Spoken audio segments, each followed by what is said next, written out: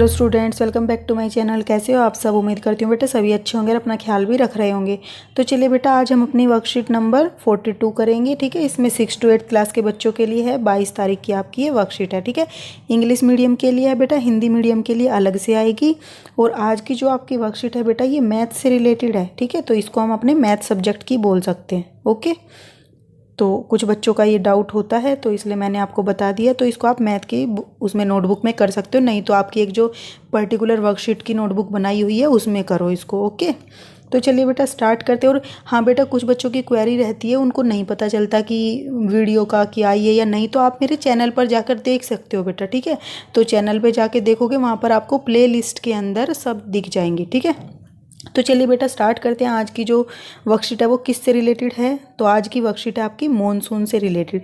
With the coming monsoon we have got a big relief from the summer heat. ठीक है, तो जैसे ही बेटा मॉनसून आता है तो क्या होता है, हमें गर्मी से राहत मिलती है। And there is a greenery everywhere, और चारों तरफ बेटा हमें हरियाली हरियाली दिखाई देती है। विच सूद्स दी आई। ठीक है, जो क्या करती है बेटा, हमारी आंखों को सूदिंग लगती है, यानी कि बहुत अच्छी लगती है। ठीक है, we have start taking precautions as monsoon bring many water borne and other disease. ठीक है, तो हम क्या कर देते हैं बेटा, मॉनसून के सीजन में प्रिकॉशंस लेना स्टार्ट कर देते हैं। ठीक है, यानी कि सावधानी बरतना स्टार्ट कर देते हैं। क्यों? क्योंकि मॉनसून के सीजन में क्या होता है बेटा, पानी से होने वाली बीमारियां उत्पन्न होने लगती हैं। ठीक है, और अलग तरीके की बीमारियां भी होती है, जैसे कि डेंगू होता है, सब जानते हैं। क्योंकि पानी इकट्ठा होता है तो बेटा उसमें मच्छर पैदा होते हैं। ठीक है, गंदे पानी में मलेरिया के हो जाते हैं और साफ़ पानी में डेंगू के हो जाते हैं। ठीक है, और टाइफाइड हो जाता है, मलेरिया हो जाता है। प्रिकॉशंस क्या ली जाती है बेटा? Precautions which we usually take are, मतलब कि जो जो हम प्रिकॉशंस लेते हैं यूजुअली साधारणतः, तो वो कौन कौन सी होती है बेटा? एक तो वी ड्रिंक बॉइल्ड वाटर। ठीक है, तो हम क्या करते हैं, उबला हुआ पानी पीते हैं। ठीक है, और दूसरा बेटा, we do not let water collect in the cooler, और हम बेटा कूलर वगैरह हो गए या ओल्ड टायर्स हो गए, ओपन वाटर टैंक्स हो गए, जो हमारी छतों वगैरह पर होते हैं, तो उनमें पानी को इकट्ठा नहीं होने देते। तो ये तो मेन चीज़ें हो गई। ठीक है, तो बेटा ये बीमारियों से बचने के हैं। अब बेटा नीचे क्या बोला है, let's take data of the town for a specific week. ठीक है, तो किसी एक शहर का बेटा डाटा लिया गया एक हफ्ते के लिए। ठीक है, तो वहाँ के एक हफ्ते के डाटा से ये बताया गया कि वहाँ पर कितनी तरीके की बीमारियाँ उत्पन्न हुई। ठीक है, और कितने इससे पीड़ित हुए उस हफ्ते में। तो यहाँ पर बेटा बीमारियों के नाम हैं, जैसे अलग अलग तरीके की। ठीक है, disease, dengue, malaria, typhoid, chikungunya, fever और डायरिया। ठीक है, डायरिया बेटा एक तरीके का लूज मोशन होता है। ठीक है, तो जिसमें क्या होती है, बहुत ज़्यादा तकलीफ होती है। तो पेशेंट जो होते हैं बेटा, मतलब कि जो पेशेंट इससे पीड़ित हुए उस टाइम पर, जो डिजीज़ उस एरिया में हुई थी, वो कितने हुए थे, उनकी संख्या क्या थी वो बताइए। तो उस एक हफ्ते में जो हुए थे, डेंगू से बेटा पीड़ित 86 हुए थे। ठीक है, 86, और मलेरिया से 122। ठीक है, और टाइफाइड से 231 हुए थे। ठीक है, और चिकनगुनिया बेटा उससे कितने हुए थे, 95। चिकनगुनिया बेटा जब पानी काफ़ी दिनों तक एक उसमें इकट्ठा हो जाता है तो उसमें चिकनगुनिया उत्पन्न हो जाते हैं, और ये बहुत ही मतलब कि एक तरीके से कह सकते हो खतरनाक वाला बुखार होता है। ओके, और सारे ही खतरनाक होते हैं, टाइफाइड भी खतरनाक होता है, मलेरिया भी, डेंगू भी। तो इन सब में हमारी प्लेटलेट्स क्या होती है, गिर जाती है। डेंगू में हो गया बेटा। ठीक है, और फीवर भी होता है हमें ठंड लगने की वजह से, कफ एंड कोल्ड भी हो जाता है, डायरिया भी। तो इसमें कितने पीड़ित हुए, 452। ठीक है, फीवर से और डायरिया से 385, और कफ एंड कोल्ड से बेटा 543। तो ये पूरा डाटा है उस वीक का, मतलब कि टाउन का, उस शहर का। ठीक है, तो अब इसी से रिलेटेड बेटा आपसे कुछ क्वेश्चंस पूछे गए हैं, क्योंकि आपको ना मैथ में इसी तरीके के डाटा दिए जाते हैं और फिर पूछा जाता है कि इस डेट, इस मतलब कि इस तारीख को या इस डेट को या इस डे को कि कितनी चीज़ें, मतलब कितनी संख्या थी उस चीज़ की जिसके बारे में हम टेबल बनाते हैं। ठीक है, तो यहाँ तुमसे पूछा है कि name the disease showing the maximum number of patients. ठीक है, तो कौन सा है डिजीज़ जो कि क्या कर रही है, दिखा रही है सबसे ज़्यादा पेशेंट हैं जिसके। तो बेटा सबसे ज़्यादा देखो किसके पेशेंट है, कोल्ड एंड कफ के। तो आप क्या लिख दोगे, नेम बताना है तुम्हें। ठीक है, तो ये क्या लिखोगे, कोल्ड एंड कफ।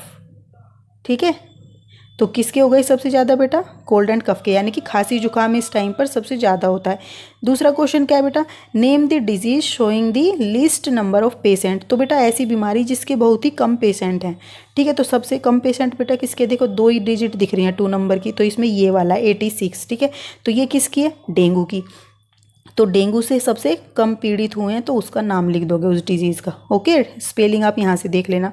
थर्ड है बेटा what are the number of malaria patient, ठीक है। और मलेरिया के कितने नंबर ऑफ पेशेंट्स हैं, मतलब मलेरिया के कितने मरीज है बेटा, 122 हैं। तो यहाँ पर आप क्या बताओगे, डिजिट बताओगे कि 122 हैं, ठीक है। अब नेक्स्ट क्वेश्चन है बेटा how many patients of diarrhoea and chikungunya together, ठीक है।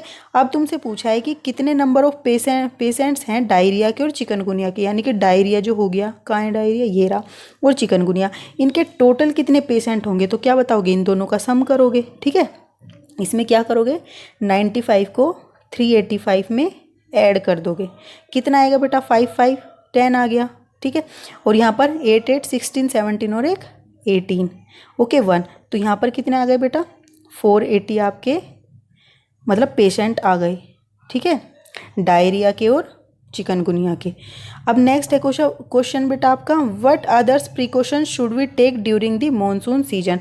तो मॉनसून के सीजन पर हमें कौन सी प्रिकॉशंस लेनी चाहिए और भी, ठीक है। तो वो कौन कौन सी लेनी चाहिए बेटा, क्योंकि ये कैसा होता है, एक नमी वाला सीजन होता है, ठीक है, जिसमें ह्यूमिडिटी बहुत ज़्यादा होती है, तो उसकी वजह से बहुत ज़्यादा जो बैक्टीरिया होते हैं या ये मतलब कि उत्पन्न होते हैं, जैसे कि तुम देखते होंगे जो तुम्हारी ब्रेड वगैरह होती हैं तो उन पे भी बहुत जल्दी फंगस लग जाती है, ठीक है।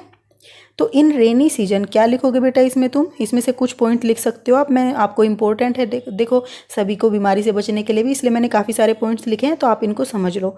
इन rainy season we are more prone to the various infection, ठीक है। तो रेनी सीजन में क्या होता है बेटा, हम सबसे ज़्यादा इन्फेक्शन और डिजीज़ बीमारियों से ग्रस्त होने के कगार पर होते हैं। We should take care of the following things, तो इसलिए बेटा हमें कुछ चीज़ों का ध्यान रखना चाहिए अपने आप को बचाने के लिए, ठीक है। We should eat cooked and healthy food, तो बेटा हमें जो भोजन करना चाहिए वो पका हुआ भोजन करना चाहिए, ठीक है, उसको पका कर करना चाहिए, ऐसे कच्चा नहीं खाना चाहिए। Avoid uncooked food due to the presence of bacteria on them, ठीक है। तो जो अनकुक्ड फूड होता है बेटा वो इधर उधर से आता है, तो और बारिश के मौसम में क्या होता है बेटा, हर जगह पर इतनी नमी होती है, उसकी वजह से वहाँ पर जीवाणु कह सकते हो, बैक्टीरिया कह सकते हो, अलग अलग तरीके के जर्म्स जो हैं मतलब कि प्रेजेंट रहते हैं। तो उन सभी से बचने के लिए हमें हमेशा कुक्ड फूड खाना चाहिए, ठीक है। कुक करते हैं तो जब बेटा हम किसी चीज़ को, तो वो मर जाते हैं जितने भी उसके अंदर बैक्टीरियाज होते हैं, ठीक है।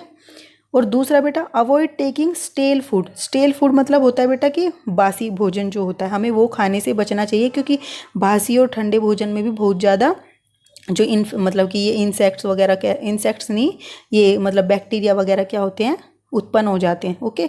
और जंक फूड भी नहीं खाना चाहिए, स्पेशली फ्रॉम द आउटडोर, और खासकर बेटा बाहर से जो बना हुआ होता है, जैसे कि तुम स्ट्रीट फूड हो गया, गली में हो गया, या तुम्हारे मतलब कि स्टॉल लगे होते हैं, उन सब का नहीं खाना चाहिए, क्योंकि वहाँ पर तो और भी ज़्यादा बीमारी के मतलब कि घर होता है एक तरीके से, वो ऐसा समझो इस सीजन में तो, ठीक है। अगर मन भी करता है तो हमें घर पर बना के खा लेना चाहिए, ओके। थर्ड पॉइंट क्या है बेटा इसमें, कि we should avoid taking of cold things, ठीक है। तो हमें बेटा कोई भी ठंडी चीज़ों को लेने से भी बचना चाहिए, जैसे कि आइसक्रीम नहीं खानी चाहिए, कुल्फ़ी नहीं खानी चाहिए, कोल्ड ड्रिंक नहीं लेनी चाहिए, और कोल्ड वाटर नहीं पीना चाहिए, ठीक है। इससे हमें क्या होता है, कोल्ड और कफ हो जाता है, ठीक है, और कई बार फीवर भी हो सकता है। फोर्थ बेटा क्या लिख सकते हो कि we should drink boiled and filter water which is free from germs, ठीक है। तो हमें बेटा क्या होना चाहिए, उबले हुए पानी को पीना चाहिए, पहले ऐसे ही करते थे, लेकिन आजकल तो फिल्टर भी लगे हुए हैं, तो हमें फिल्टर्ड वाटर को लेना चाहिए, ओके। और नहीं तो सबसे बेस्ट होता है बेटा उबला हुआ पानी, ठीक है। अब फिफ्थ क्या है बेटा, always covered every eating items to avoid entry of any types of germs bacteria into it, ठीक है। तो जो भी हमारा भोजन होता है, खाने की जो भी वस्तुएं होती हैं, उन सभी को हमें ढक कर रखना चाहिए, ठीक है। किस लिए, ताकि उनके अंदर किसी भी तरीके के जो जर्म्स या बैक्टीरिया होते हैं उनकी एंट्री ना हो सके, ठीक है। और सिक्स्थ क्या है बेटा आपका, and we should clean the house floor by using some disinfectant, ठीक है। और हमें जो अपनी हाउस की क्लीनिंग करनी चाहिए, और जो फ्लोर होते हैं बेटा उस पर बहुत ज़्यादा जम्स हो जाते हैं इस टाइम पर, तो हमें उसको फिनाइल हो गया, लाइजोल हो गया, उन सभी से साफ़ करना चाहिए, ठीक है, डिसइंफेक्ट करना चाहिए, जिससे कि क्या हो, वो जो जम्स होते हैं वो किल हो जाएं, ओके। लास्ट क्या लिख सकते हो बेटा, we should avoid walking in the dirty rainy water to protect us from the many disease, ठीक है।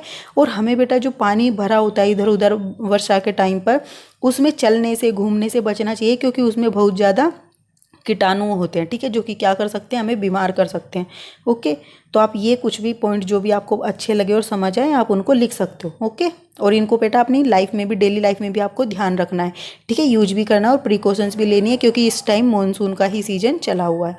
ओके, तो बेटा ये थी आपकी आज की वर्कशीट। उम्मीद करती हूँ आपको समझ आ गई होगी। अपनी नेक्स्ट वर्कशीट हम अपनी नेक्स्ट वीडियो में करेंगे। तब तक के लिए ऐसे ही हंसते रहिए, मुस्कुराते रहिए, पढ़ते रहिए और आगे बढ़ते रहिए। Thank you.